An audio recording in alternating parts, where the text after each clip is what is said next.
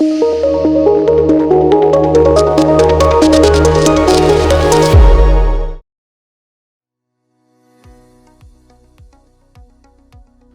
Viewers, నమస్తే. నా పేరు doctor Kavya, fertility expert, 49 consultant, Vizag branch.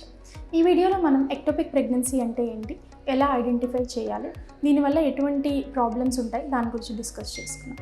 Generally ectopic pregnancy అంటే ఏంటి అంటే, గర్భసంచిలో నార్మల్గా బేబీ అనేది మనం పెరగాల్సి ఉంటుందన్నమాట. న్యాచురల్గా ప్రెగ్నెన్సీ వచ్చినా, లేకపోతే ఐయుఐ ద్వారా కానీ ఐవీఎఫ్లో ద్వారా కానీ ప్రెగ్నెన్సీ వచ్చినప్పుడు న్యాచురల్గా ఎలాగ గర్భసంచిలో పెరుగుతుందో అలా పెరగాలి.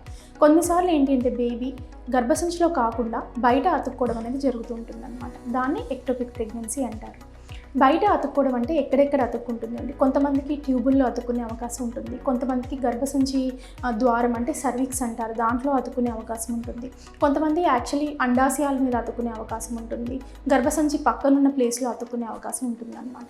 ఏదైనా సరే నార్మల్గా ఉండే ప్లేస్లో కాకుండా బేబీ అనేది అబ్నార్మల్గా ఎక్కడైనా పెరిగినా సరే మనం దాన్ని ఎక్టోపిక్ ప్రెగ్నెన్సీగా కన్సిడర్ చేయడం అనేది జరుగుతుంది. కొన్నిసార్లు ఏంటి అంటే మనం బ్లడ్ టెస్ట్ చేయించుకున్నప్పుడు కానీ, యూరిన్ ప్రెగ్నెన్సీ టెస్ట్ చేయించుకున్నప్పుడు కానీ ప్రెగ్నెన్సీ పాజిటివ్ అనేది వస్తుంది.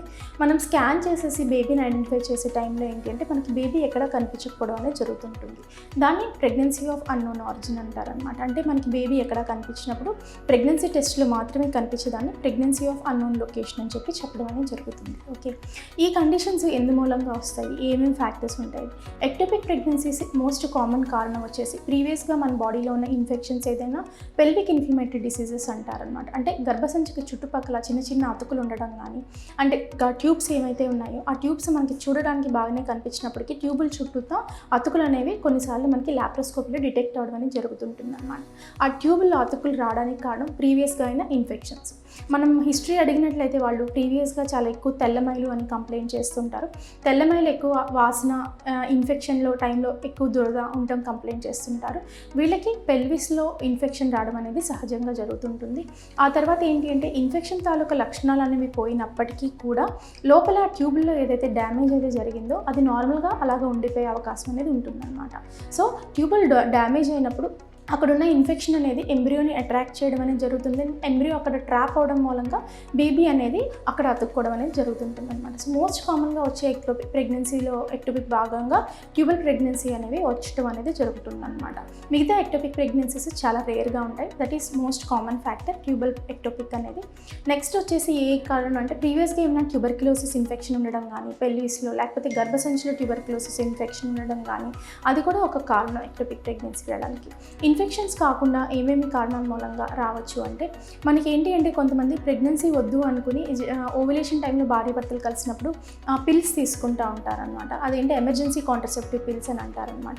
దాంట్లో ఉండే హార్మోన్ మూలంగా ట్యూబ్ కదలికలు అనేది తగ్గడం మూలంగా వీళ్ళకి కూడా ఏంటంటే ప్రెగ్నెన్సీ ఫార్మ్ అయినప్పుడు ఆ ప్రెగ్నెన్సీ అనేది గర్భసంచి లోపలికి వెళ్ళలేకపోవడం అనేది జరుగుతుంది.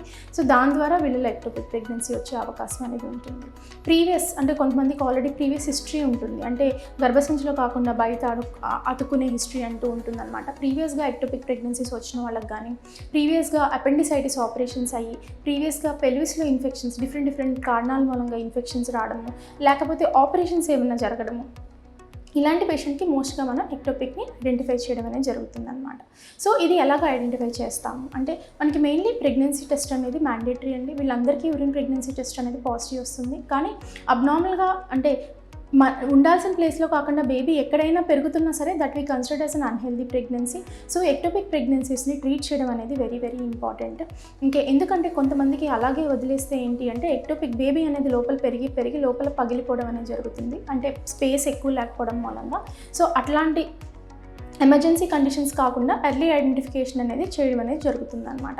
ఎర్లీ ఐడెంటిఫికేషన్ మనం ట్రేస్ చేసేది ప్రెగ్నెన్సీ లెవెల్స్, మనకి ప్రెగ్నెన్సీ టెస్ట్కి సంబంధించిన హార్మోన్ ఏదైతే ఉంటుందో అది మల్టిపుల్ టైమ్స్ అనేవి చేయించుకోవాల్సి వస్తుంది. మల్టిపుల్ టైమ్స్ చేయించుకోవడం ద్వారా ఏంటి అంటే ప్రెగ్నెన్సీ అనేది ఎర్లీ ఐడెంటిఫై అయింది, ఎక్టోపిక్ ప్రెగ్నెన్సీ అనేది ఎర్లీ ఐడెంటిఫై అయింది, పేషెంట్కి ఎటువంటి సిమ్టమ్స్ లేవు అంటే చిన్న ఇంజెక్షన్ మెడికల్ ట్రీట్మెంట్ ఇవ్వడం అనేది జరుగుతుందన్నమాట. మెడికల్ ట్రీట్మెంట్ ద్వారా ఏంటి అంటే ప్రెగ్నెన్సీ ఏదైతే ఉందో అది తరిగిపించడానికి ట్రై చేస్తామన్నమాట. దీన్ని మెడికల్ మేనేజ్మెంట్ అంటారండి. కొన్నిసార్లు ఏంటి అంటే ఎర్లీగా ఐడెంటిఫై చేయకపోయినా సరే ఆర్ పేషెంట్ ఆల్రెడీ సిమ్టమ్స్తో వచ్చేస్తారు మన దగ్గరికి, అంటే పెయిన్ అట్లాంటి కండిషన్స్తో వచ్చినప్పుడు ఏంటి అంటే మెడికల్ మేనేజ్మెంట్ అనేది ఈ పర్టికులర్ పేషెంట్స్కి కుదరదు. సో ఈ పర్టికులర్ పేషెంట్కి ఎమర్జెన్సీగా ఆపరేషన్ చేయడం అనేది జరుగుతుంది అన్నమాట. అది లాప్రోస్కోపీ ఆపరేషన్ ద్వారా కానీ, లేకపోతే విపరీతమైన బ్లీడింగ్ అవుతుంది, పేషెంట్ పరిస్థితి బాగోలేదు, అన్కాన్షియస్గా అవడం అంటే తొందరగా ఆపరేట్ చేయాలి కాబట్టి ఓపెన్ ఆపరేషన్స్ అంటే కోత ఆపరేషన్ ద్వారా ఏదైతే ప్రెగ్నెన్సీ అయిందో దాన్ని కట్ చేసేసి కుట్టడం అనేది జరుగుతుంది అనమాట. దాన్ని ఎక్టోపిక్ ప్రెగ్నెన్సీ అంటారు. లాప్రాటమీ ట్యూబ్ ఎంతవరకు సేవ్ చేయగలవా అని చెప్పేసి మనం ఐడెంటిఫై చేసి, ఒకవేళ ట్యూబ్ సేవ్ చేయగలిగితే అది మిల్కింగ్ అనేది చేస్తామన్నమాట. అంటే ఓన్లీ ఎక్టోపిక్ బాట్ ఏదైతే తీసేసి ట్యూబ్ని అక్కడ వదిలేయడం అనేది జరుగుతుంది.